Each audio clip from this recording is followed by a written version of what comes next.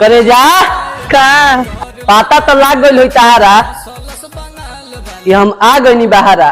बक बाक तो तारा मौसी के घरे बनी कंपनी ने खेलो कर बहरा न जइतिए पिया घर ही